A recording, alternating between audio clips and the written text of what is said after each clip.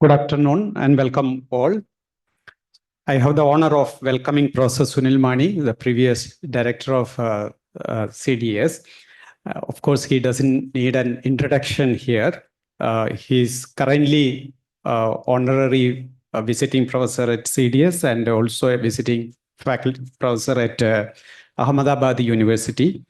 Professor Mani was a long association with the CDS. He joined as a faculty at CDS in 1991, and since then he has been a very integral part of the institute.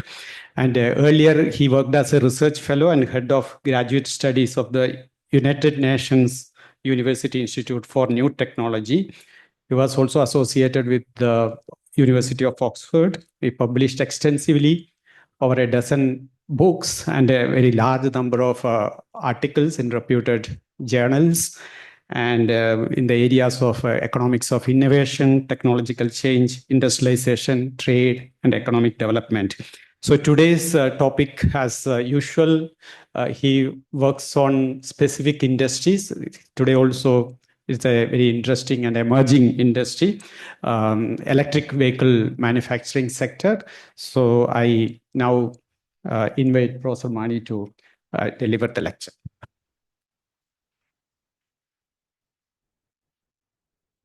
First of all, I wish to thank the director for giving me an opportunity to come and present this paper. This is actually a chapter of a book which I've just completed, and the book is under evaluation.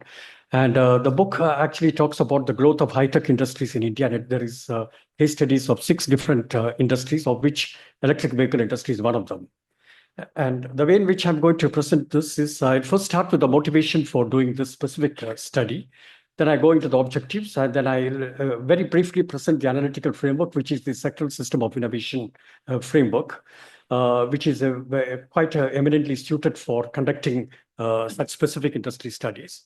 Then I will go into the emergence and growth of EVs in India, because the electric vehicle industry in India apparently had a long history, which not many people know, because we were one of the first countries in the world to actually introduce an electric car here. But of course, its diffusion was very low, essentially because of various problems and so on. Then I'll go into the 4 building blocks of the sectoral system of innovation, and I'll explain the building blocks, what I mean by that. I will also take some enlightened guess on the recent changes in customs duty, the tariff, for instance, the reciprocal tariff introduced by the US president, how it's going to affect the Indian industry. And because there is a bilateral trade agreement which is being negotiated between India and the US, essentially to minimize the negative effects of this tariff introduction. Okay, so I would like to argue that that's not going to help the Indian industry. In fact, it's going to be a very severe kind of situation as far as the Indian electric vehicle industry is concerned. Then I summarize the main findings. So, EVs for India, because India is one of the first countries to have an explicit policy to deal with climate change, and reducing dependence on fossil fuel imports and to enhance energy security. So electric vehicle was considered to be an important component of that particular strategy. That it aligns with government initiatives such as FAME, which is the faster adoption and manufacturing of electric vehicles. And because what you find in this particular industry is that the government, both at the central level as well as the state level, has played a very important role in terms of incentivizing both the production and diffusion of these vehicles here. Then, of course, you have the production-linked incentive scheme, which is, of course, a little bit controversial and so on. Okay. The second motivation for doing the study is basically the technological industrial transformation. The EV industry represents a very important shift from towards high technology manufacturing and fostering innovation in a number of areas. In fact, I'll show that when you talk about the EV industry, you are talking about 11 different types of industries, of which batteries are one of the most important one. And these batteries can be used for various other things as well. So that's another one. Then, of course, power electronics and, of course, artificial-driven vehicle systems, that is autonomous driving systems and so on. In other words, by moving to this industry, you are actually moving to a very high-tech kind of situation, which is what I find in very many industries in India. For instance, solar photovoltaic cells, which I've already examined, and wind turbines, which is another industry which I've examined. In all these, what you find is that R&D content of these industries are extremely high. So that is actually moving the Indian industry, manufacturing industry, to a very, to a high-tech kind of a situation. But of course, the import at the same time, import dependence is also very high in the initial period. And it is thought that slowly over time, this import dependence will come down. But with the new changes in the international governance rules, this may be a little bit problematic. And and increasingly, what you find is that all over the world, there is a move towards moving away from internal combustion engine based automotives to electric vehicles. So it is basically strengthening India's position as a global automotive supply chain, because as you know, India is the third largest automotive manufacturer in the world. Okay, after the China, United States, and then of course India is the third largest automotive manufacturer. And this is one of those manufacturing industries which actually can improve the size of our manufacturing sector, which unfortunately has been going down, as you know, over the period of time. I'm talking about the share of manufacturing sector in GDP. And it also examined the evolution of R&D and patent activity in the sector, because as you know, in these 11 different area technologies, there is a fair amount of activity which is being done by not only by the legacy firms. Legacy firms are those firms which have been in existence for a long period of time, like Tata Motors, Mahindra, and so on. Then, of course, you have a number of startups which have also come up, and they have also been doing some very interesting work in this area. Okay. So from that point of view, the technological and industrial transformation of the Indian manufacturing sector itself can be spearheaded by industries such as the electric vehicle industry. Then, of course, the economic and market growth potential. This, of course, stands a little bit de-emphasized right now in terms of the recent changes in the government, the international governance rules. Okay, so the Indian EV market is expected to grow significantly. It's been growing, as I will show you some numbers later on. The rates of growth have been very, very phenomenal. But of course, there is a statistical artifact there in terms of starting from a low base. The growth rates can be very high, but it is likely to grow very, very high because of the government's targets for moving to a EV-based industry by year 2030. At least 30% of the vehicle. In fact, earlier it was 100%. Now they have scaled down to 30% of the vehicle production should be in terms of electric vehicles. And then investment both from domestic and international players, because you find that the number of domestic players, especially new companies, have actually come up, especially in the two-wheeler industry, and also in the four-wheeler industry, a number of international players are going to come. In fact, one of the largest companies in the world, which is Tesla, is in the process of entering the Indian market, and so on. And then, of course, the role of startups and traditional automakers in shaping the competitive landscape, because as I mentioned,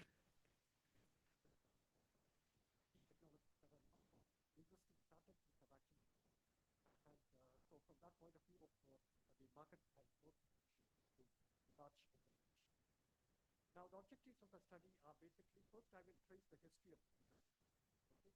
And then I will map out, and I will identify certain phases in the growth of this industry.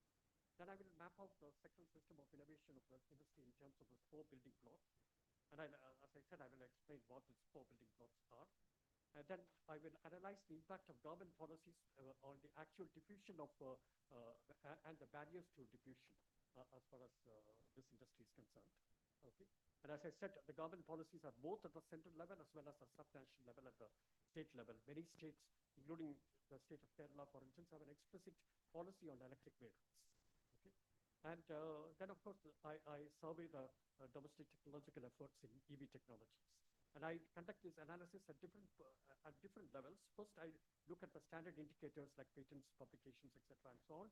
Then I will also do a detailed narrative style explanation of what's going on as far as this technology is concerned. Now, the sectoral system of innovation framework was introduced by Franco Manapa There are a series of papers by him. And Manerba and myself have written a book, edited a book in 2009, in which we have tried to extend this framework to look at industries in the developing world. And in fact, there is a new chapter which we are in the process of writing for a handbook on innovation systems, and which will be forthcoming in a few months' time. So in which we try to extend this framework to look at, to study, analyze innovations which are happening in manufacturing firms, manufacturing industries within developing country context. Now, the four building blocks of the central system of innovation. First building block is what is called knowledge and technologies. And then, of course, you have actors and networks, and then you have institutions, and then you have demand. And I'll briefly explain what each of these means. First, the knowledge and technological domain. Because you see, what we are trying to argue is that the amount of innovation, the quantity of innovations which are happening within a particular sector is contributed by these four building blocks. Okay? So the first building block is basically the knowledge and technological domain. Okay? This refers to the scientific and technological base that drives innovations in this particular sector, and how this scientific and technological base has evolved over time has an important bearing on how innovations are going to take place within this particular sector. It includes technological paradigms, knowledge sources, nature of innovation, whether it's incremental or radical, because a lot of the innovations which actually happens in sectoral system of innovation in developing countries is basically incremental or radical. Basically incremental, not so much radical. Okay, and this knowledge can be tacit, it can be very firm specific, or it can be codified, which can be publicly available in the form of intellectual property right, which can then be used by a number of other firms. And it is often influenced by universities and R&D institutions and industry collaborations between universities and industry and so on, which doesn't that much happen in sectoral system of innovation in developing country context. So that's basically the first building block, which is the knowledge and technological domain, which is the scientific and technological base, which drives the innovations in this particular sector. Then you have what is called actors and networks, which are very important. And these actors are basically the agents where most of the innovative activity actually is performed. Okay. So for instance, within the sectoral system of innovation, the most important actor is actually the firm. The firm can either be publicly owned or it can be privately owned. Publicly owned like a company like BHEL or privately owned like Tata Motors or Mahindra or Ashok Leyland and so on. Okay. And then, of course, you have government agencies, because you have a number of government agencies which support technological change in this industry. For instance, as India is concerned, as I said, there are policies at government agencies, both at the central level as well as the state level, which support technological change here. And those which facilitate knowledge exchange and collaboration, and also the competition between these firms can also drive innovations in the industry. Then in some cases, industry associations also play a very important role. For instance, one industry where industry associations have played a very important role is in the area of computer software, where computer software industry, which has been initially started with very low end, has slowly over time moved, there has been a moving up the value chain, and the role which organization like NASSCOM has played. Okay, and even in the case of automotive industry, you have the SIAM, the Society for Indian Automotive Industry, and also the SMEV, Society for Electric Vehicles, which have actually played a very important role in terms of bringing standards, regulatory, and then enforcing that within the firms, which can then drive innovations and so on. So that's basically the actors and networks, which is actually important. Then, of course, you have institutions and policy framework, and I must say that some of these building blocks are not mutually exclusive. For instance, government agencies can actually also come in the form of institutions, and these are basically regulatory standards, norms, and policies. For instance, regulatory standards on emissions, which can actually then, for instance, zero emissions, the tailpipe emission should be zero. If the government says that, then of course you have to move from internal combustion engines to electric vehicles and so on. Then, of course, you have the policy on intellectual property right, which is one of the most important non-tangible institutional framework which encourages innovations which are actually, because if you are able to have a property right on what you have innovated, then that would, the argument is that that would encourage more firms to commit to innovative activity. Then, of course, trade policies can also act, but it can act in two ways. For instance, the trade policies with tariffs, with lowering tariffs as far as India is concerned, can have a negative effect on innovative activity. It can, because it can lower the demand, because imports can come in, so domestic production doesn't increase, and so on. Okay. So, and environmental regulations, which I already mentioned about, emission norms and so on, and then financial support mechanisms of various nature. Because what you find in the case of electric vehicles in India is that government is giving money directly to consumers to buy vehicles by cheapening the cost of acquiring this new technology. Okay. Then, of course, market and demand conditions are also very important, because unless you have demand, you really cannot have innovations. The demand for a new product should be increasing over time. And that's one of the reasons as to why the United States continue to be the most innovative country in the world, because there is always a certain kind of demand coming in that country, because consumers are willing to try out, consumers are venturesome, they are willing to try out anything that is new. So anytime when a new Apple phone is introduced, there are people queuing up to buy it, even if that phone is not really technologically speaking, an improved version compared to its previous version and so on. But still people go and buy it essentially because they are willing to try out something which is new. So that demand actually forces, that increase in demand actually also encourages firms to commit more resources to innovative activity. So that's basically the sectoral system of innovation. You have this knowledge and technology base, you have this, the actors and the networks. And then, of course, you have the institutional support, and then you have the demand. All these things, four things put together, encourages innovative activity, not only innovative activity, even production and innovative activity in a particular sector. Okay. So now I go into the next aspect, which is basically the historical evolution of this electric vehicle industry in India. And as I mentioned before, India was one of the first countries in the world to have introduced an electric car. This is called Reva. I don't know whether you have seen it. It was produced by a company based in Bangalore, and that was the year 2001. So we are in 2025, but the electric car had already come to India in 2001. And it was the first mass-produced electric car, and it was a compact-sized, low-speed urban utility. It was basically meant for two people to travel within the city. So instead of traveling by an auto or something, you buy a Reva car and then you travel in that. But its impact has been very limited adoption due to very high cost, because the cost of acquiring that new technology was very much higher than an existing internal combustion engine-based car. Okay, even for a small car like that, it was very cost, and the low range. That is, with one charge you can only go a few kilometers, and then you have to charge it again. So that charging that introduces what is called range anxiety, which is one of the most important factors which a barrier to people adopting electric cars. Because once you have an electric car, supposing if you are going from Trivandrum to Kottayam, which is a distance of 150 kilometers, and if the car stops in between, then you have a real problem. And people who had earlier these electric cars, they spent enormous amount of time charging the car and then going forward. So by the time you reach there, it may be even the places where you cover in about 3 hours. By an internal combustion engine car, you spent about 8 hours. Okay. And so nobody is going to buy that kind of so range anxiety was a major problem, and charging infrastructure was very limited during the time. So that was basically the challenge in the early years.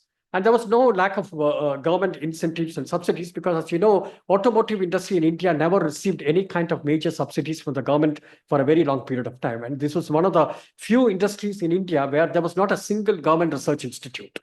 There was no involvement of the government in production of automotive cars in India. There was no government research institute, and there was no incentives. Nothing of that sort was available, because basically cars was considered to be a luxury consumption good, and so consumers, those who could afford, should buy it on their own. That was the kind of idea which the government had. But that has, of course, changed because with the growth of the economy, with the increase in per capita incomes, with increase in the demand for this has changed. So inadequate charging infrastructure, consumer skepticism, and reliability and performance, and so on. And initial policies focused more on alternative fuels than comprehensive EV support, because the idea was basically to move from, for instance, fossil fuels to things like ethanol and that kind of fuels, which are less polluting, rather than moving to EVs. Okay, so that's basically the first year, which is basically the 2001 to 2011 period. Now, 2011 to 20 is the second phase where you have a number of important changes. The first thing was that around 2010, this Reva car was acquired by Mahindra, which is now part of Mahindra now. Okay, and launch of the Mahindra E20 in 2013 itself. And then you have entry of global players like Hyundai and Tata into EV market. Tata is a global player because it's an Indian multinational company, which is operating in a number of other countries as well. And then, of course, you have a number of government initiatives. The first most important one was the National Electric Mobility Mission Plan, the NEMMP, which was launched in 2013. And the aim was to achieve 6 to 7 million EVs by year 2020. Of course, we have not reached that target at all even now. And the focus on demand incentives and infrastructure development. So the idea was to basically cheapen the cost of acquiring these EVs and some infrastructure development. Charging was still a major issue. Then, of course, market expansion took place during this phase, and growth in two-wheelers and three-wheelers spearheaded by companies like Hero Electric and Bajaj. So what you find, the Indian EV story is basically a two-wheeler and three-wheeler story. In fact, it started as a three-wheeler story. So you have more of three-wheelers, e-rickshaws, auto rickshaws, and so on, and then two-wheelers. And then, of course, the emergence of electric buses for public transportation initiated by companies like Ashok Leyland and so on during this period.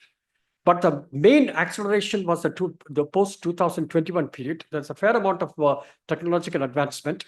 The development of lithium-ion battery technology, which is basically, which is lighter and which can be charged, and the range is more. Okay, and then integration of smart features like connectivity in C1. So you have cars which are connected now, and then, of course, you have a very strong policy push, which was started by this scheme called FAME, Faster Adoption of Hybrid and Electric Vehicles. And you have FAME 1, which was in 2015 up to about 2019. Then you have FAME 2, which is from 2019 onwards. And the initial FAME 1, the emphasis was giving subsidies for EV purchases. So if you buy an electric scooter or an electric motorbike and you get some subsidy from the government, which is credited to your bank account and so on. Okay.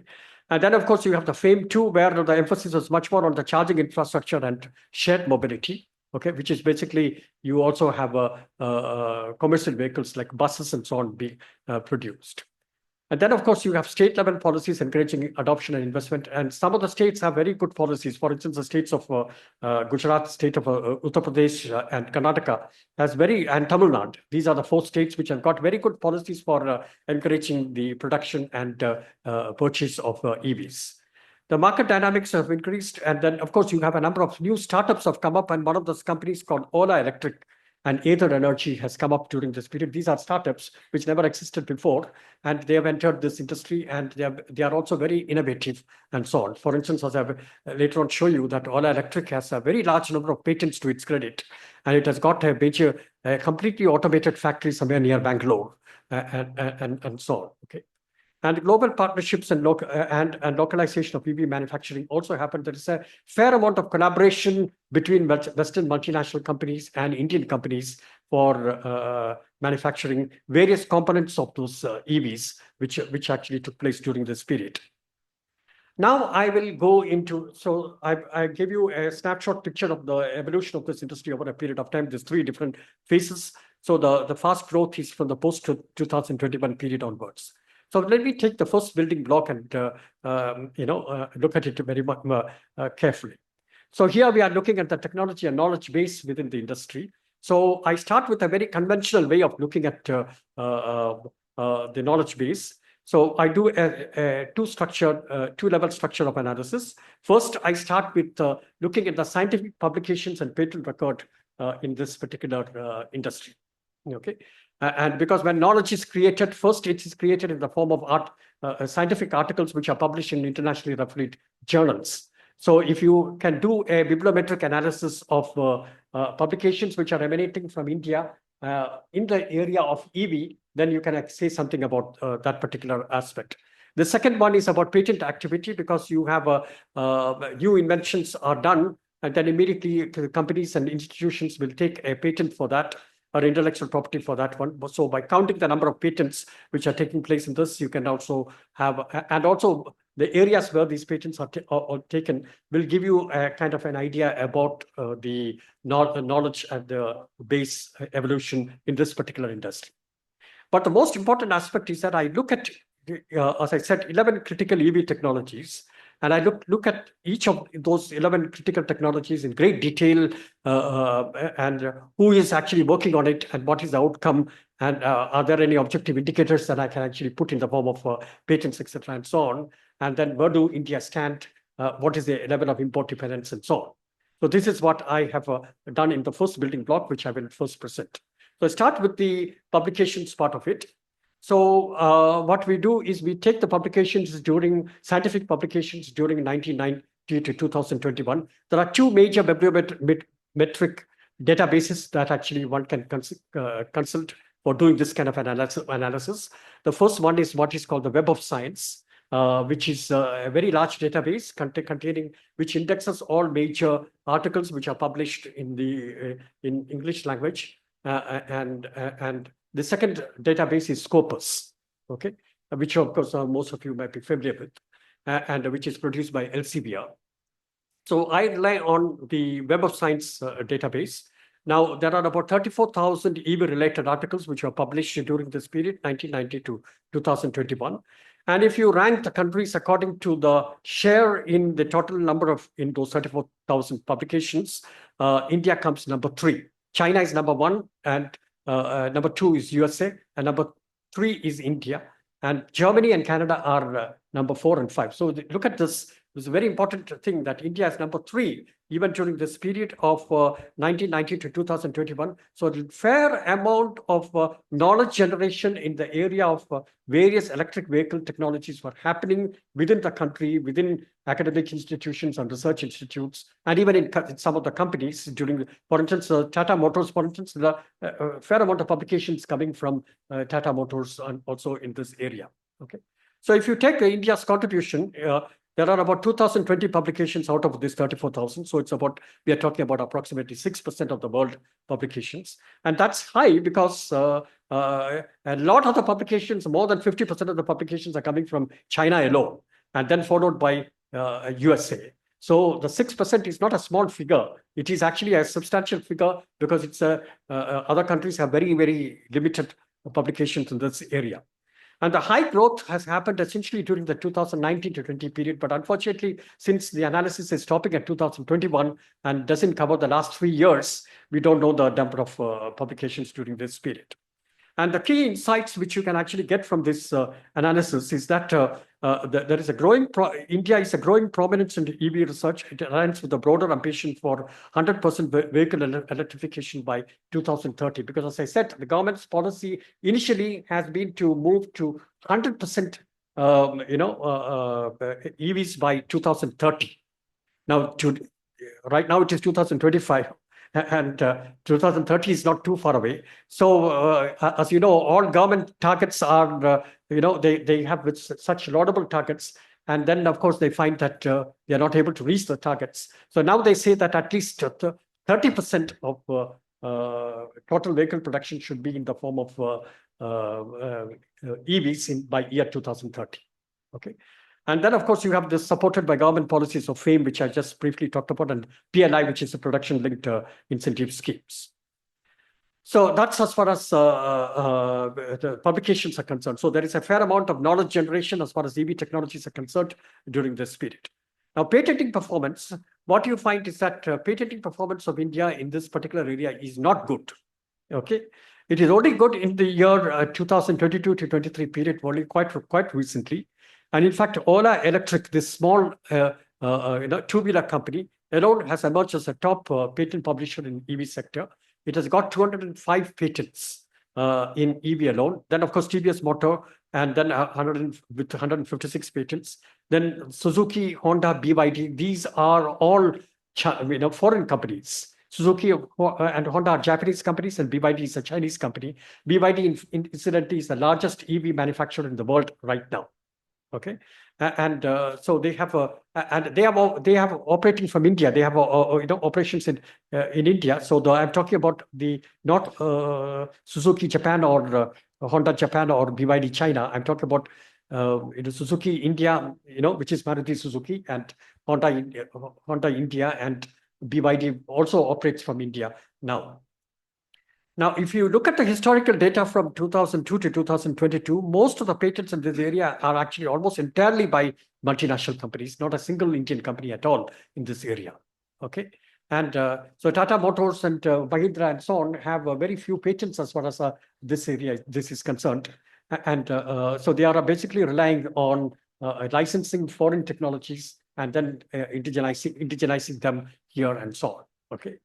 So, but in the area of two-wheelers, we have a fair amount of patents. In fact, that's an interesting aspect which is actually happened. So, in fact, this is basically the Ola Electric's patents. Now, one of these patents, 236 out of the 273 applications were at the IPO, and the IPO is the Indian Patent Office, and 7 was at the USPTO. Because, as you know, patents are have a jurisdictional validity. A patent which is issued in India is valid only in India. And so companies tend to patent in different jurisdictions to protect their innovations. And the most cited patent, because patent citation is basically taken as a measure of the quality of that patent. It was in vehicle emergence and response handling system, which had 15 citations even by companies like IBM, Apple, etc., and so on. So, which means it is a very important patent. Now, if you look at the product and process innovations which are taking place, you have technological innovations, you have product innovations which are happening, technological innovations in terms of battery swapping models. So a fully drained battery can be taken out, and then a fully charged battery can be put back. So the range anxiety can be, to a certain extent, actually taken care of, and so on. And product innovations, you have affordable EVs, e-rickshaws, and so on, which have actually come up. And then, of course, you have business models, because that is also considered innovations in business for organizational change is also considered to be an innovation according to Schumpeter. It is not just product and process innovations which qualify for being innovations and so on. Okay, so you have subscription-based services. Yulu and Bounce offer EV rentals and which is app-based platforms and so on. And then, of course, you have retrofitting. Old cars can be internal combustion engine cars can be converted into EVs with some tweaking and so on. So this is also happening in this spirit. Now, if you look at these 11 different technologies which are actually taking place, I will go into each of these very quickly. First one is the advanced battery technology. You have significant investments in lithium-ion and solid-state batteries which are happening, and I will talk about that in little detail because there's a lot of interesting activity which is going on. Lithium-ion batteries have a problem because their charge doesn't last for a long period of time. So that's why you have this range anxiety, and charging infrastructure has to be at regular intervals and so on. So solid-state batteries are actually an improvement because they need, with one charge, you can go a large number, say for instance, of 500 or 600 kilometers and so on. So the range anxiety can be brought down to a great extent. So there is a fair amount of R&D investment as far as India is concerned, which is happening in these areas. And a number of Indian institutions are actually working on trying to develop new technologies, new battery technologies in this area.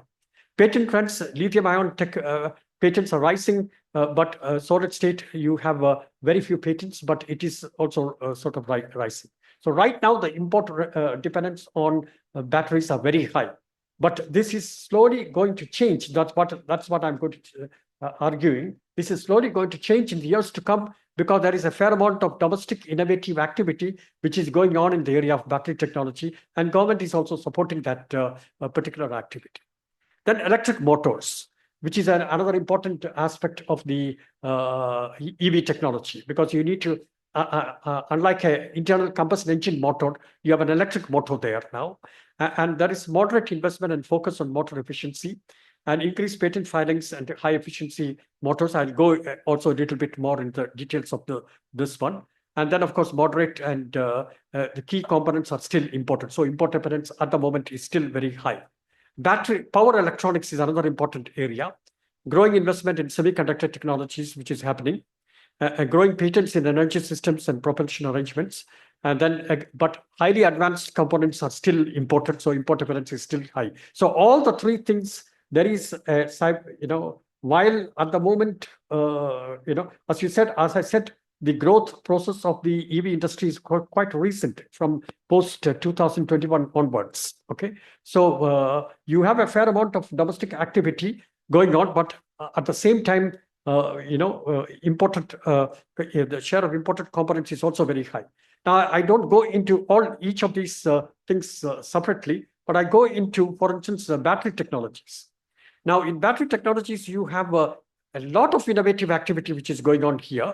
For instance, the first one is advanced lithium-ion batteries, which are high-energy batteries. And the key players are Reliance. They have a gigafactory which is actually working on it. Ola Electric itself is working on it. Amar Raja Excite and Log9 is another startup which is actually working on it. So when you actually look at the patent data, you don't find any of these except for Ola Electric. But what I'm trying to say is that there is a fair amount of R&D activity going on in these companies to develop new technology, advanced lithium-ion batteries, which you will miss out if you simply use patents alone. Okay. Then solid-state batteries, you have a high energy density and safety, and then of course you have this very interesting company called Ramcharan, which has sprung up from out of thin air. It's a Chennai-based company, and they work very closely with IIT Madras. And then KPIT and then ISRO VSSC is also working on solid-state batteries. As I said, solid-state batteries are better than lithium-ion batteries because with their range efficiency is extremely high.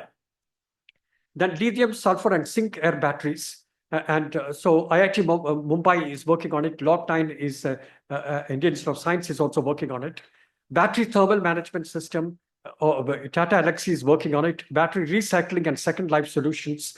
Also, you have a number of companies. So what I find is that there is a fair amount of innovative activity which is going on in different aspects of battery technology, which is happening. Some patents have been taken, but if you simply use only patent analysis, you tend to miss out a lot of this innovative activity which is actually going on.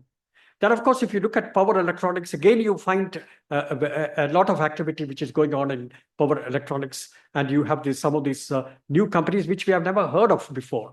And many startups which have come up and so on. So, in fact, the startup revolution in the country, although we tend to believe that it is largely concentrated in the area of IT services, but you do have a few of these companies which are basically working on hard technologies, which is linked to manufacturing. Okay, and so that is also going on here. And then, of course, you have electric motors. Also, you have a lot of activity which is going on here. So basically, what I'm trying to say is that when you take these 11 key technologies which make up the EV, there is a fair amount of indigenous activity going on by new companies and also by legacy companies. And even public sector companies like, for instance, BHEL is working on switch reluctance in electric motors and so on. Okay, so you have a fair amount of this knowledge generation which is happening in these companies. And then, of course, you have a lot of innovations which are happening in charging, because charging infrastructure is the most important barrier to diffusion of EVs. So to improve that, you have a lot of these things which are coming. For instance, battery swapping networks, which I mentioned before. It's this company called Sun Mobility, Battery Smart, and Bounce Infinity are all new companies which never existed before and working on this. So in other words, what I'm trying to say is that sectoral system of innovation framework, by looking at this building blocks, allows you to identify these companies and activities which are going on. Because as economists, when we tend to look at only summary measures, like for instance, patents, publications, R&D expenditure data, or production data, and so on, we tend to overlook some of these activities which are actually going on. Okay, so there's a fair amount of noise which is going on as far as this is concerned. Now, if we look at the second building block, the most important building block is government bodies. Oh, distant. Okay, so you have both union within government bodies. You have both union and government, state government policies. So you have a large number of policies which are available for, as I said, FAME 1 and 2 is basically the thing. And then FAME 3 is now just introduced by the Prime Minister. He has changed the name to his own name. It's called PM Electric Drive. And so that's from September 2024 onwards. So FAME 3 is 2024 to 2026, and I'll go into the details of that. So you have a lot of incentives which are given, to the firms directly, and also in terms of tax incentive, in terms of GST reduction, and so on. And at the state level, what you have is a fair amount of other incentives given in the form of loans, registration fee waivers, road tax is waived, and green number plates. So you don't pay the road tax, you don't pay the toll. Cars with the green number plates don't pay the tolls, etc., and so on. So individual states also have these kinds of policies essentially to encourage. So you have a large number of these policies. So this is the PM Electric Drive, which has got a lot of things: financial incentives, e-voucher system, allocation for e-ambulance and e-trucks, and charging infrastructure development, and so on. And a fair amount of money is actually sort of allocated for this particular activity. In fact, something like 10,900 crores is actually allotted just for 2 years for this policy. Okay. Now, with all these, now you find while this building block is being strengthened by the government by giving all these policies essentially to encourage the demand for EVs, you also find imports being liberalized or forced to be liberalized. And I'll come to that story a little later. Now, if you compare the Indian, I'm sorry, this slide is too not legible for you, but it's not important, because basically what I'm trying to say is that if you look at Indian incentives, the various incentives which both central government and state governments are actually giving for EV promotion within the country, and compare that with the best in the world. So for every kind of policies which countries have used, other countries have used, or the best countries have used. For instance, one of the best country in the world for EV promotion is Norway. Okay, almost 80% of the cars which are sold in Norway right now is EVs. Okay, and in fact, they will be soon, within I think 1 or 2 years, they'll be almost 100%. It'll be EVs. So if you look at a country like Norway, and if you look at the various incentives which Norway is giving, India has matched most of those incentives. So if you look at each of those incentives, financial incentives and tax policies, charging robust charging structure, R&D support, stringent emission regulations, and so on, you find everything in India. Okay, so India seems to have matched the best policies which are going on in other countries. It has actually been matching those also. Now, if you look at the next important actor, so the first important actor is the government itself, and the government is in the form of these policies. Okay, and the next important actor is, of course, private sector firms, which are basically automotive manufacturers, and then you have battery manufacturers. These are the two major ones. Of course, the other manufacturers like power electronics and electric motors are also important, but these are the two major important ones. Now, if you look at the degree of market concentration in the EV industry, and if you take a summary measure like the Erfurter index, for cars, it's extremely high, because at least quite recently, almost like 70% of the electric vehicles which are sold in the country are by Tata Motors alone. Okay. Now, of course, the share of Tata Motors, this is slowly coming down with the multinationals also entering and so on. And now Suzuki is going to introduce the electric vehicles fairly soon. And so this competition. So even if the Hereford index is actually very high, now there is no threshold level fixed for Hereford index to judge whether above that level, you have competition, and below that level, you don't have competition. You don't have a threshold level fixed. But normally, industrial economists take 0.18 as the threshold level. So if the Hereford index is greater than 0.18, you tend to say that that particular industry is much more monopolistic. And when it is less than 0.18, you tend to say that the industry is highly competitive. So what I'm trying to say is that and this is basically for a particular point in time, because we don't have sufficient data to compute this for over a period of time to show how this is emerging. But if you were to do that, you can see that the Hereford index, even for cars, is actually coming down, because the share of Tata Motors is, which was very high, almost 70 to 80%, is now coming down, because you have Mahindra also entering, and then you have Hyundai, and you have MG, and you have Suzuki now going to introduce, and then of course you have imports also going to be allowed in very soon, and so this competition is going to. Now this is actually a good story or a bad story, because industrial economists still don't have a consensus on whether competition or monopoly is good for innovation. Okay, and because the original understanding was that a monopoly is actually good for innovation, because you have large firms, you have economies of scale, so R&D investments can be done. So if you look at most of the innovative companies in the world, they are all monopolists. Google is a monopolist, Apple is a monopolist, and so on.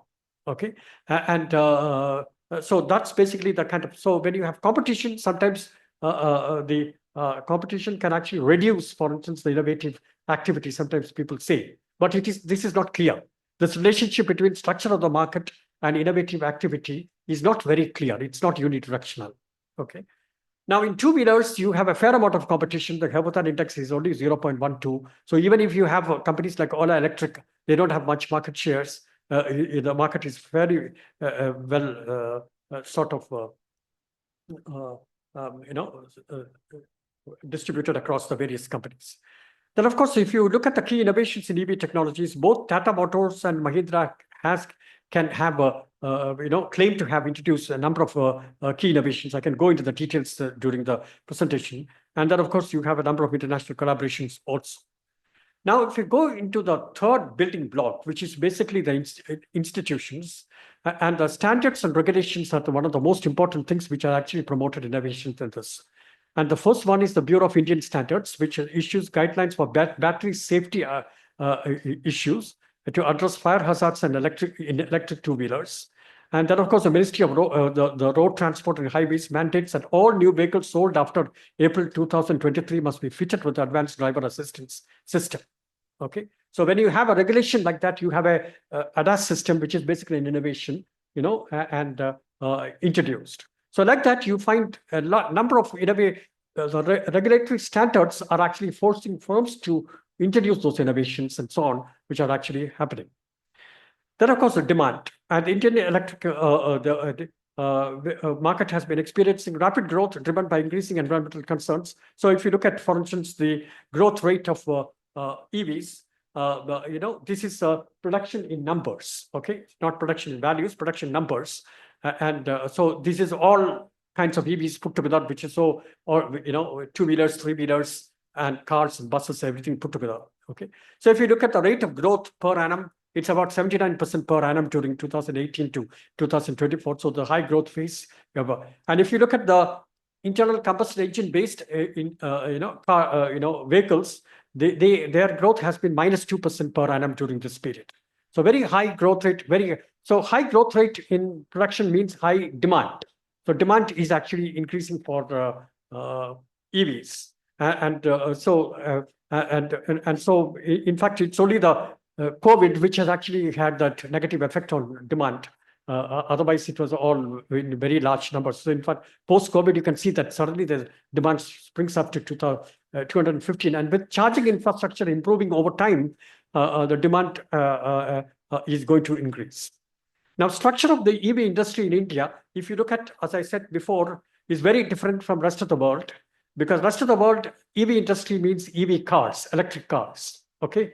But in India, EV industry means basically three-wheelers and two-wheelers. Initially, it started as two-wheelers. So the orange or the yellow line bar is basically the share of three-wheelers. And you can see over time, the share of three-wheelers have gone down. But that share has been taken up. The three-wheelers have actually gone. I'm sorry, three-wheelers are basically the gray area. And the orange color is basically two-wheelers. And so over time, three-wheelers have gone down and two-wheelers have gone up. And the blue is basically the cars. And so there is a very small increase in the share of cars. So largely the EV story in India is basically a two-wheeler and three-wheeler story. Okay. And cars are now beginning to enter the area. Buses and so on are very limited and so on. So if you look at the impact of policies and look at the diffusion rate, now passenger vehicles, the diffusion rate has almost 0%.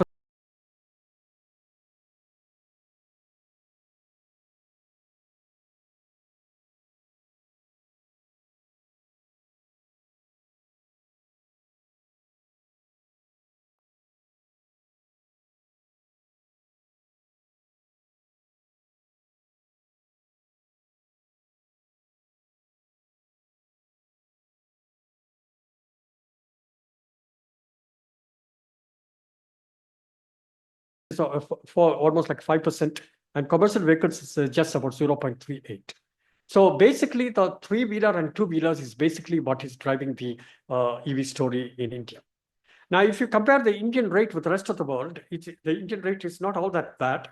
So if you look at the diffusion rate for cars, you can do this analysis only for cars because in rest of the world you don't have many two-wheelers and three-wheelers.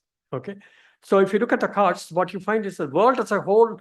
You can see that almost like 15% of the cars which are sold are now electric vehicles. China, of course, is almost like 40%. China is the largest EV manufacturer, so it is, and India is basically 2%. So compared to that, and you can see that India's share is slowly going up over a period of time. And with all these new policies, especially with the PM e-Drive, which actually gives a fair amount of incentives for car manufacturers and so on, and the diffusion rates can actually increase in the future.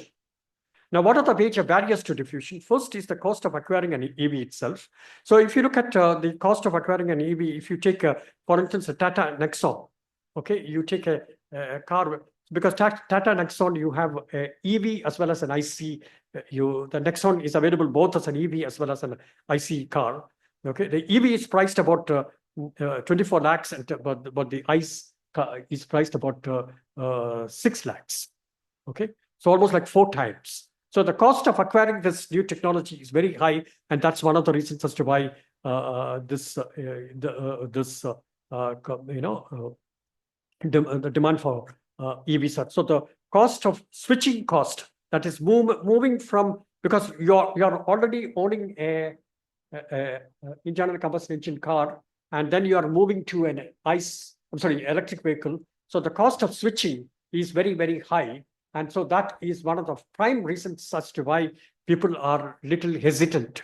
So that is why the government is giving subsidies to consumers to cheapen the cost of to reduce the price differential between the two. Okay, and also giving GST reductions, etc., and so on. So GST on EVs are actually much lower and so on. The second one is, of course, charging infrastructure. Charging infrastructure in India is extremely poor. So if you look at the data for 2024, and I have computed two densities. Density one is the number of charging stations per EV. Okay, so India as a whole, the number of charging stations per EV is 0.007. Okay, something which is almost closer to 0. Okay, and density 2 is the number of EVs per one charging station. Okay, so you have 148 EVs per one charging station. Just imagine 148 vehicles in front of one charging station. Okay, and please remember that most of these charging stations are slow chargers. They take enormous amount of time for a full battery to be charged. Okay, and so the range anxiety is another barrier, which of course the government is trying to reduce.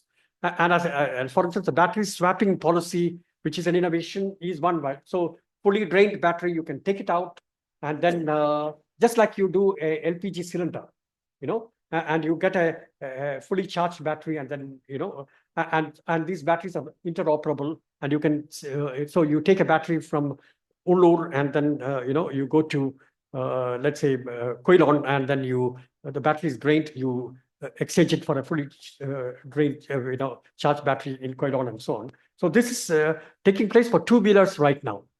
Okay, two-wheelers, this is taking place, not so much in Kerala, but outside. The next one, of course, I don't have to explain to you, apart from cost of acquiring and the charging infrastructure, the next major barrier is power supply issues. Power supply issues in India is very poor because, first of all, most of the power in India is still generated from fossil fuel. Okay, and it's coal-based, that's one thing. And second is that power outages are very common. Power fails very frequently in most places. So reliable, stable power is not available. In fact, in 2022 data, which is available, average 2.5 power outages per month nationwide. That's average, and substantial variations across this average also. Okay, so just imagine you are before a slow charger, and the power is not there. And so you spend an enormous amount of time. And so these are some of the practical problems which is actually to be overcome for EVs to be, So now I come to the summary and conclusions. So if you look at the knowledge and technologies, you have a fair amount of progress which is made in battery technology, charging infrastructure, and vehicle designs. This is going on. Foreign dependency is still very high reliance on foreign technologies. Most patent applications, as I showed, is by multinational companies which are either operating from India or they patent their inventions in India, and prevent Indian companies from entering those areas and so on. But nevertheless, you have some silver lining in the cloud. You have some domestic innovations. Companies like Ola Electric are leading in two-wheeler patents. Tata Motors and Mahindra are also advancing passenger car designs. They're coming out with their own car designs, which are and key actors and networks. You have a fair amount of government policies. I've already gone into some of the details. Institutions, you have the standards which are there. And then, of course, demand. The government is trying to promote the demand by giving subsidies and improving charging infrastructure, etc., and so on. Now I look at the last point, which is the recent changes in tariff policies and the bilateral trade agreement, which India is actually negotiating with the United States, which I believe is going to be very deleterious for, in fact, it is going to reduce all these building blocks is going to adversely affect. First, India is going to lower import tariffs on electric vehicles for trade agreement with the United States, for instance. So Tesla is in fact wanting to, they don't want to manufacture the cars here. Okay, they want to only export their cars from, wherever they make it, because they make cars in China. Now they are exporting that to Europe, but demand for electric cars in Tesla cars in Europe has very dramatically come down in the last quarter, essentially because of Mr. Elon Musk. People hate Elon Musk and like anything, because he's not an elected person, but he's managing the Department of Government Efficiency. He has aligned himself with the far-right movement in Germany. He has called the Prime Minister of UK a fool, and so on. So there is a fair amount of anger against Tesla cars in Europe. So demand has plummeted like anything. And so Tesla, if it wants to remain as the largest manufacturer in the world, they have to look for markets elsewhere. And India is actually a major market for it, because the market here is growing, and the government wanted to encourage Tesla to come here under the Make in India program. But now Tesla has managed to overcome that problem through this bilateral trade agreement, which is being negotiated, which I think will be clinched within a short period of time. And this trade agreement has a fair amount of political acceptance now, with this 27% US tariff on Indian exports to the United. Because remember, for almost all our goods, United States is the largest market, not only for goods but also services. 60% of our computer software services are exported to the US. Okay, and a large amount of our goods, for instance, gems and jewelry, which is a major export item for India, 30% is exported to the US. Okay, and so a 26% tariff on will increase the cost of these items and can reduce the demand for these. And so India will have to doesn't have much leeway. So they have given themselves to this the bilateral trade agreement. So under this trade agreement, Tesla is going to enter this industry very large in a big way. And also during this process, we are also going to depend on the Chinese manufacturers a great deal more, because the Chinese the idea was that Chinese manufacturers will come and set up manufacturing plants here, and there will be spillovers from those manufacturers to local companies. So that was the government's idea. The idea was to let in Tesla, let in BYD. They will start manufacturing cars here, and then there will be spillovers from their manufacturing to local companies, especially in components and spare parts and so on. But unfortunately, that's not going to happen, because these companies are not going to manufacture their cars here. They're only simply going to export their cars to India, which means import. For India, it is an import item. And when Tesla is going to introduce the cars, they are also going to dramatically reduce the cost of those cars. They have already reduced the price of their cars, even in Europe. Okay, and so they are going to reduce the cost of the cars, and given the fact that they are a proven product, okay, and they have all the latest technologies, and BYD cars are coming with all the mod cons, a standard feature. Like for instance, autonomous driving systems and so on, you don't have to pay extra. It is coming as part of a standard feature. Okay, and so on. So that's going to have a very, very negative effect on all these four building blocks that I talked about, especially the demand part of it. And when the demand is upset, but when that particular building block is upset, the whole foundation of the innovation activity will come down. So my story was starting like a very positive story, a fair amount of innovative activity which is going on, which you don't find normally in other industries. But unfortunately, this United States has come in a big way, and their role quite recently has actually reduced. So now, of course, you have some policy conclusions, but this doesn't make much sense in the context of these recent changes. So that's all I have to say. I'm sorry I took a lot of time.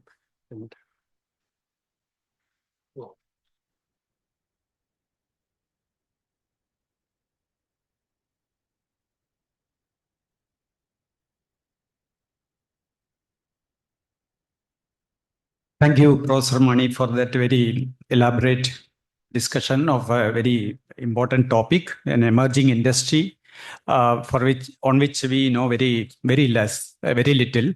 So, as usual, Professor Mani has given a lot of details, anecdotes, real case study of this industry. He discussed about the framework of a sectoral system of innovations and its building blocks, which includes knowledge and technology, actors and network, institutional features, policies, market and demand conditions, etc., and how this particular industry fits into that framework. So it covered all that, and we learned from his presentation that in India it is a story of two-wheelers and three-wheelers, not so much about cars. Now, there are a few questions which I thought I'll raise first and then open this to the floor. So one large issue which I thought need to be discussed is about the environmental impact. Like, the whole idea about EV is because it's a solution for the environmental issues that we face, the carbon emissions, etc. Now, on this issue, there is still a lot of confusion. Like, is it actually a solution to that problem, or is it leading to new issues? One issue is that it requires a lot of electricity, and we know that India electricity is generated through coal, which is highly polluting. So in one place we are reducing this fossil fuel, but then they are increasing the consumption of coal. So that is one issue. The other one is about the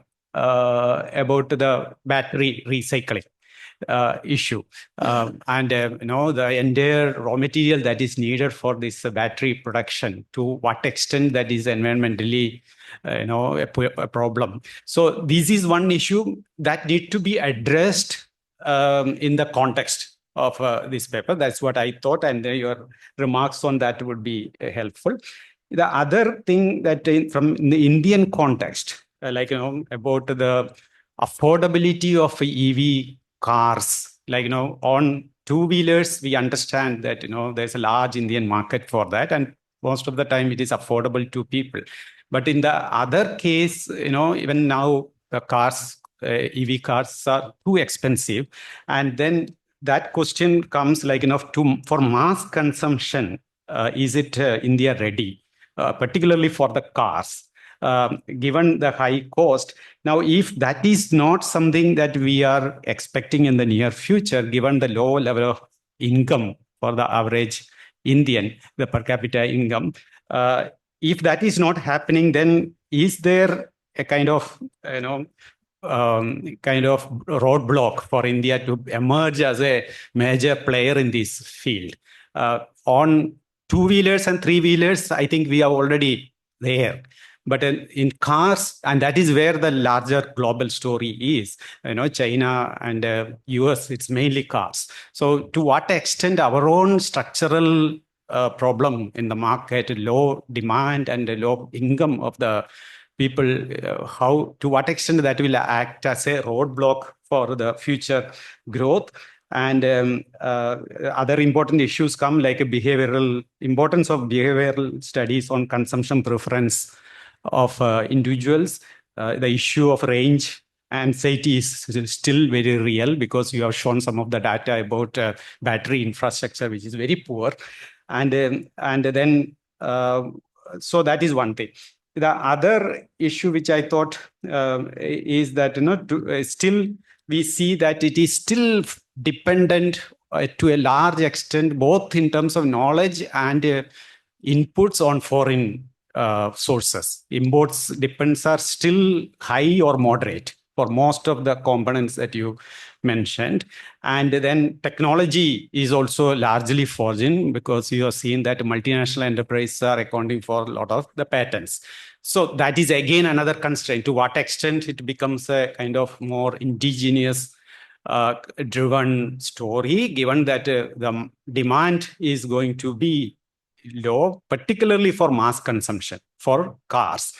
And then too much still dependence on foreign companies, both for technology and imports. And China is far ahead of us in terms of this industry, given that what is the future, the kind of potential for this industry. So these are some of the things. And the one last thing is about the new environment, the tariff reduction and the bilateral agreement that we are planning to sign with the United States.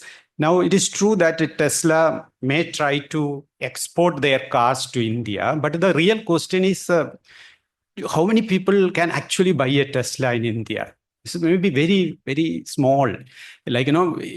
Compared to Indian EV, itself, Tesla may be still much costlier. And also, given that these tariffs are increasing world over and supply chains are getting disrupted, when Tesla manufacture these in US, obviously the cost will go up in the coming years, because there is a major supply chain disruption because of the tariffs. So input costs are going to go up. US wage rates are very high. They cannot produce cars at a cost that is affordable to people in India. There may be some import that might happen. So one possibility is that they may still come and assemble in India, because that will reduce cost because of lower wage rates here. And then if India has a free trade agreement with a few countries, maybe the inputs can also be procured at a lower cost to India. So that is another opportunity that I can also think about as an alternative. So these are some of my initial comments, but we can take more questions and then you can. Yes.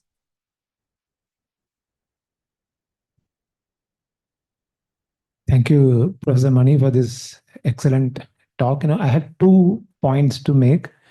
The first thing is, so you may know that IC engine vehicle has, if it has 100 parts, the electric vehicle has around 4 to 5 parts. So in that sense, the support infrastructure with respect to the, say, garages, the technicians required, the service kind of people. So there is an employment issue here, in the sense that for IC engine, you have the service centers which employ thousands and thousands of people, Maruti, Hyundai, whereas once EV takes over, there is a huge employment angle because your neighborhood garage store will no longer be as much as required. So that's something which probably also, is resistance to change, because there are too many livelihoods on the line. If you go from IC engine, the garages, the neighborhood mechanic, they are all dependent on the two-wheeler IC. So there is one more, I would say that's impeding the sectorization of innovation. The second point is that even if import comes in, for example, Tesla comes in, like the money that government is giving, suppose we want to build capability at the firm level, instead of giving it to the demand, what if the government changes, pivots, and gives all the money to, say, Tata, Mahindra, to do more R&D and come up with their own intellectual property? So can't the government think about that kind of a strategy, instead of, right now it's giving more money in people's pockets to buy the electric vehicle, generate demand? What if it pivots and it takes 2 3 champions and tells them, you focus on R&D, this 2,300 or 2,500 crores that we are spending currently on demand will be completely for you? So can we think about this kind of a strategy to support the SSI? So these are my 2 points. Thank you.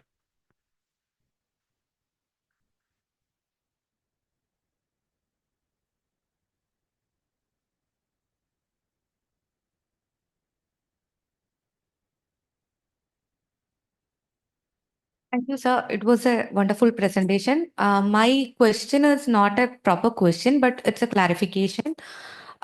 We have a discussion on this e-vehicle and all. So how this particular industry connected with India's software segment? Like we have talked on this Tata Alexa and all those things. And when we look into the EV and automatic driving system assistant, the role of software part is very important. And India has good skill in terms of TCS, Data Alexa, KIPT. Everyone do the software segment. So how does this thing contribute to the knowledge area?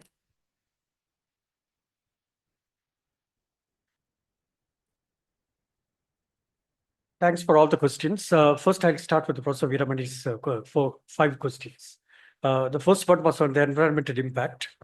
And there I would say that it is true that right now we are much more fossil fuel based in terms of our electricity generation, but you can see that very fast, simultaneously, the government is also promoting the renewables, especially solar and wind. Okay, so the share of this is actually increasing quite a lot. And it is also, there is a fair amount of innovations which are actually happening in battery technologies, where batteries will be charged with solar straight away. For instance, the solar panels can be on the roof of the car itself, and then the battery. So there's a fair amount of activities which are going on. So at the moment, what you're saying is true, but in the years to come, this may be a different story. Okay. So, but the point is, if you're thinking in terms of moving for zero emissions by year 2070, and if you're going to use a lot of fossil fuel based technologies for EVs, so this is not really a right way of reaching that zero emission strategy. Okay, but what you have to understand is that simultaneously you have also a renewable story which is going on. And in fact, the paper that I presented here in October, where I talked about solar photovoltaics, India has emerged as the 3rd largest producer of solar photovoltaics within a very short period, just like in the EV story. Within a very short period of time, India has become the 3rd largest manufacturer of solar panels. Okay, and fair amount of innovations which are going on there as well. And the share of this solar energy in total electricity generation is fast increasing. And similarly in wind turbines as well. Okay. And so in the future, it may be different. Second is about battery. You talked about the circularity of it. Yeah. That is the recycling and so on. that is where, I couldn't go into the details of that. There is a fair amount of, say, movement away from lithium ion to sodium batteries itself will actually increase the life of the battery. So the idea is to increase the life of the battery so that, because lithium ion batteries after a certain period of time will have to be discarded. Whereas sodium batteries, you don't have to discard it. It can go on for a long period of time. So those kinds of innovations are also going on now. So once those innovations are fructified, some of them are already fructified. For instance, Ramcharan has already got a patent for that. This Chennai-based company. So the environmental impact of EVs will be much less than what is at the moment. Okay. And the second point that you are talking about is cost of acquiring EVs, which is very high. And you're saying about Tesla as an example. Now, what I understand is that Tesla has considerably reduced its price even in the West. Okay, because its monopolistic position has been challenged by Chinese companies, so they have already reduced their price. Second is that when they are going to introduce Teslas in India, they can use price discrimination. They can actually undercut prices here and charge slightly higher prices abroad. And since they are interested in the overall market, the losses made here are actually offset with profits made in the other markets, in the costlier market. In fact, that seems to be from whatever I have read, that seems to be the attitude of Tesla. And second is that Teslas are not going to be made in USA and exported here. Okay, Tesla has already got a very large factory in China, and so Teslas are made in China and they will be exported from China to India. And when China is manufacturing anything, the cost of making that particular item will go down. Okay, and with competition with BYD, definitely the price will go down. And from what I understand is that the cost of a Tesla Model Y, which is the cheapest model, is going to be only as costly as Tata Nexon. Okay, so contrary to what we think, a lot of so the story of electric vehicles will be similar to mobile phones. Mobile phones, when they were introduced in the 1990s, very few people had mobile phones. But over time, the cost of mobile phones have come down. Not only just the cost of acquiring the handset, but also the cost of the service. Okay? Here, it is basically the cost of the handset, acquiring the product itself is the major thing. So that will go down. So I would imagine that the difference between the price of ICE cars and electric vehicles will dramatically come down, over a period of time. In the West, it has already happening, with the result that diffusion is, happening on a very big scale. Okay, I gave you the example of Norway, where almost 100% of the cars, new cars which are sold, are all electric cars. Okay. So that's the cost of acquiring EVs. Then about the importance of behavioral pattern. Yes, behavior is a very important thing. But when people were asked in India based on this like Boston Consulting Service and so on, when they did do this management survey kind of thing of consumers in India, what they said is that the next car is going to be an electric car. Okay, maybe the movement is from ICE to hybrid to electric.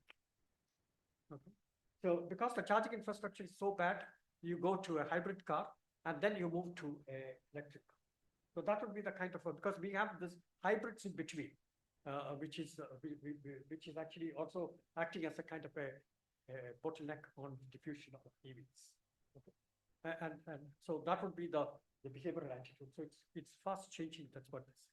Dependent on foreign sources of technology is very high. Yes, it is very high at the moment. I clearly stated that the import dependence of this particular sector is very high.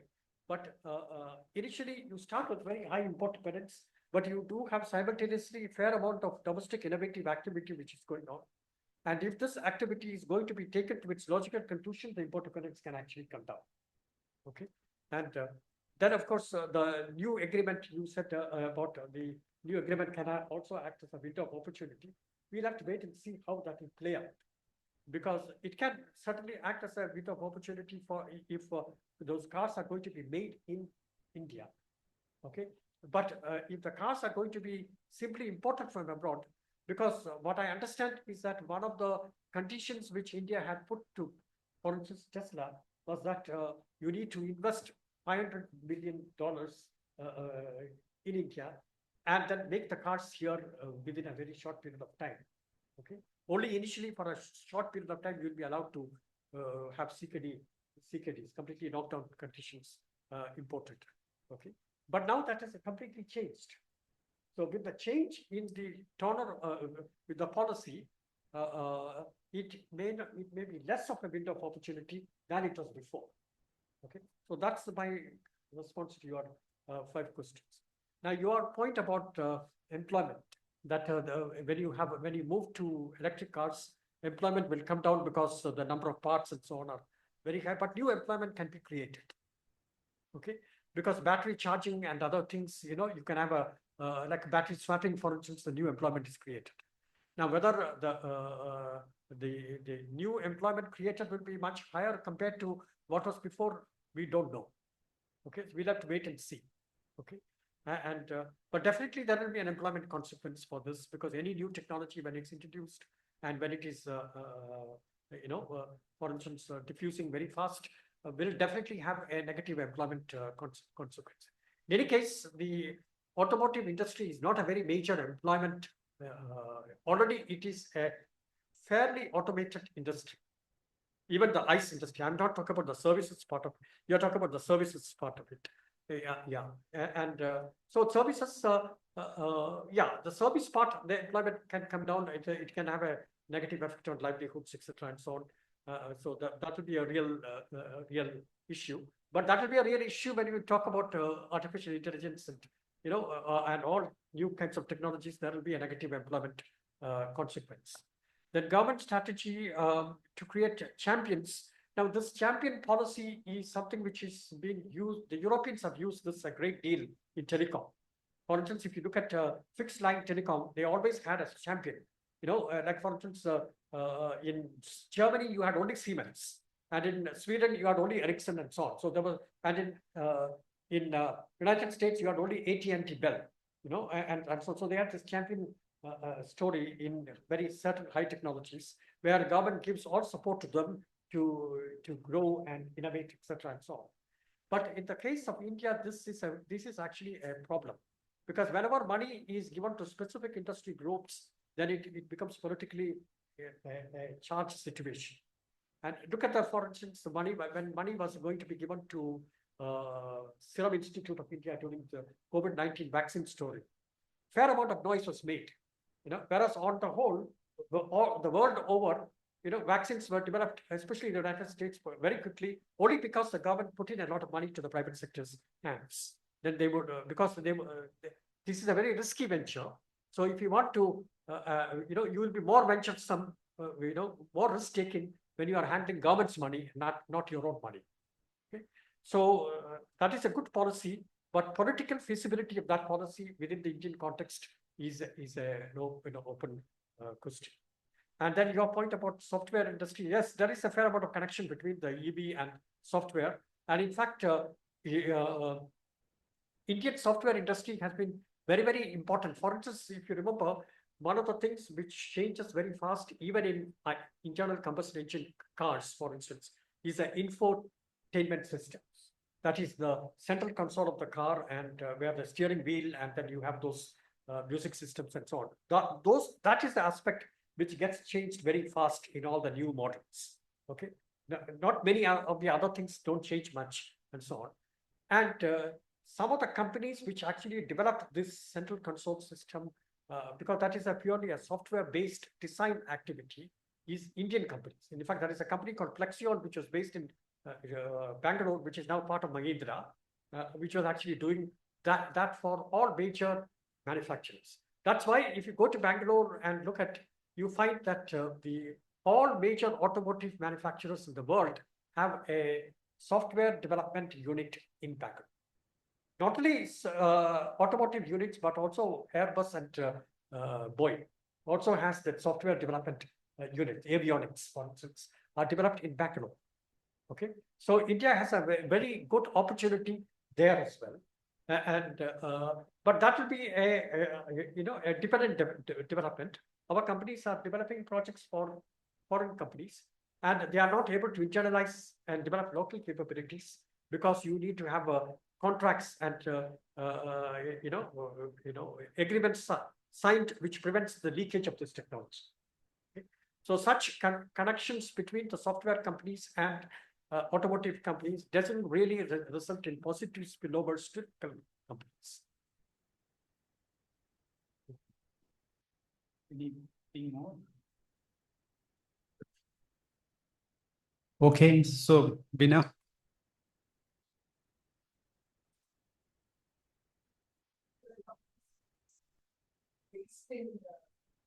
Bangalore, is it owned by Indian or foreign again? No, you have both. You have both. So, See, you have, for instance, you have Mercedes-Benz having their software development outfit in Bangalore. You have Volkswagen having its software development. You also have small Indian companies developing, like for instance, I mentioned about the central console. so these patents, when we talk about patents, because you were saying, no, most of the patents are all Yeah. foreign. Yeah. So basically those foreign multinationals who are based or making their software firms in Bangalore, they are providing this technology to those. Yeah. But So- it is possible that you have a positive spillovers to say Tata Motors and because a software person working for, let's say, Volkswagen, after some time moves into Tata Elxsi, and through that Tata Motors. So you have the movement of personnel is the main medium through which learning by spillovers between multinationals and local companies occur.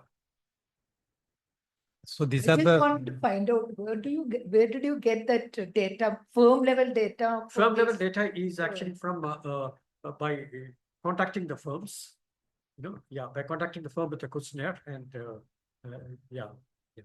so these are the global capability centers, yes, right? global capabilities Centers.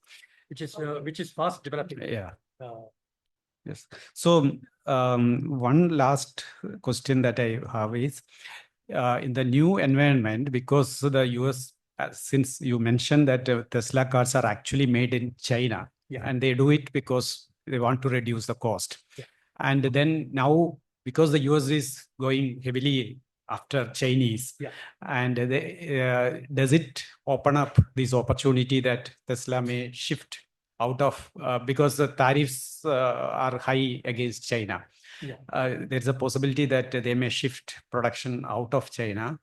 And is there a possibility that India can enter there as an alternative assembly center, provided we have a good relationship with the United States? Yeah, my enlightened guess, as far as this, we can only guess here, is that because the ecosystem for electric vehicles in China is very good. Okay, you have all the support systems and so on there, and Tesla is already embedded in the second system of innovation of the industry there, and it is through the continuous cost innovations, costs are being reduced. So they would basically use China as a base to export to other countries, including India. Okay? And maybe when the market for Tesla cars becomes very large in India, they would then in the classic Dunning style of FDI movement, replace imports with domestic manufacturing.